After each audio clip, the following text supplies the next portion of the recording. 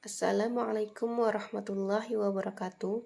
Perkenalkan, nama saya Larasati dari kelompok 2 nomor urut 13 pelatihan dasar CPNS golongan 3 angkatan 3 tahun 2025 Provinsi Kalimantan Selatan.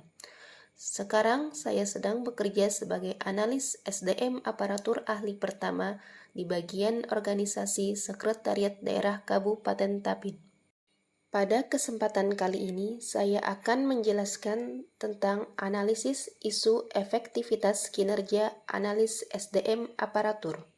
Tugas dan fungsi jabatan fungsional analis SDM aparatur termuat dalam Peraturan Menteri Pendayagunaan Aparatur Negara dan Reformasi Birokrasi Republik Indonesia Nomor 37 Tahun 2020, Pasal 6.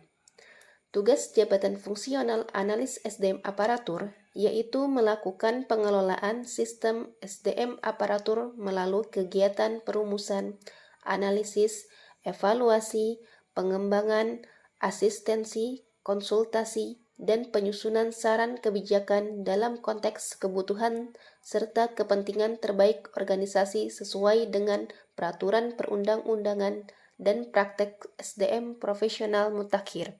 Uraian tugas tentang jabatan fungsional analis SDM aparatur termuat dalam Pasal 8 Angka 1 huruf A seperti terlihat di layar. Isu tupoksi dari ke-30 uraian tugas jabatan fungsional analis SDM aparatur yaitu 1. Belum optimalnya penyusunan kebutuhan aparatur sipil negara sesuai pedoman dan peraturan perundang-undangan. 2. Belum optimalnya penyusunan rancangan pengadaan aparatur sipil negara sesuai pedoman dan peraturan perundang-undangan. 3. Belum optimalnya penyusunan kerangka kerja pangkat dan jabatan aparatur sipil negara sesuai pedoman dan peraturan perundang-undangan. 4. Belum optimalnya menyusun struktur atau kelembagaan atau tata laksana atau proses bisnis unit kerja atau instansi. 5. Belum optimalnya melaksanakan asistensi sumber dan daya konsultasi pengelolaan sistem kepegawaian aparatur sipil negara atau sumber daya manusia aparatur. Dari 5 isu tupoksi yang telah dijelaskan, dibuatlah tapisan isu melalui metode APKL. APKL yaitu A. Aktual, P. Problematik, K. Kelayakan, dan L. Layak. Metode APKL yang saya buat melalui skala 1-5. Dari skala yang sudah ditetapkan pada setiap isu, ditetapkanlah 3 rankingan teratas yang kemudian akan dianalisis isu melalui metode USG, yaitu U. Urgency, S. Seriousness atau tingkat keseriusan, dan G. Growth atau perkembangan isu. Dari metode USG yang telah dilakukan, didapatkanlah satu isu tertinggi, yaitu belum optimalnya penyusunan kerangka kerja pangkat dan jabatan aparatur sipil negara sesuai pedoman dan peraturan perundang-undangan. Kemudian, untuk mendapatkan akar masalahnya, dilakukanlah analisis isu dengan fishbone diagram, yaitu MED. Kurangnya pemahaman dalam menyusun kerangka kerja pangkat dan jabatan ASN sesuai pedoman dan peraturan perundang-undangan. Selanjutnya, metode, yaitu belum adanya penyesuaian dengan peta jabatan dan pola karir. Selanjutnya, material, yaitu ketidaksesuaian penempatan pegawai dalam penyusunan kerangka kerja.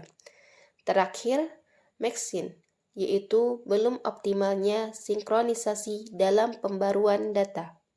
Di analisis isu dengan menggunakan fishbone diagram, didapatkanlah alternatif pemecahan masalah untuk isu tersebut.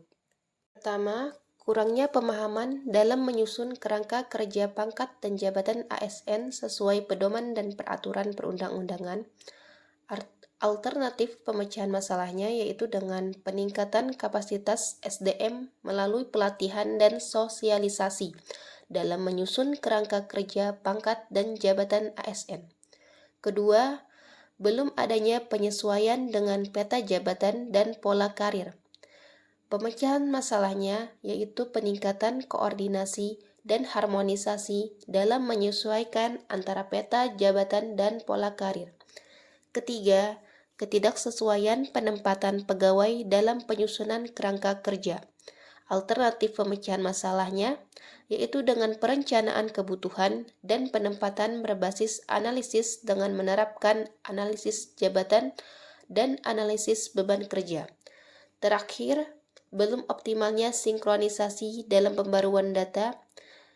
Pemecahan masalahnya melalui mengintegrasikan data secara menyeluruh dan memastikan setiap pembaruan data kepegawaian hanya dilakukan di satu tempat, yaitu dengan menggunakan CASN. Sekian penjelasan dan presentasi dari saya. Salah khilaf mohon maaf.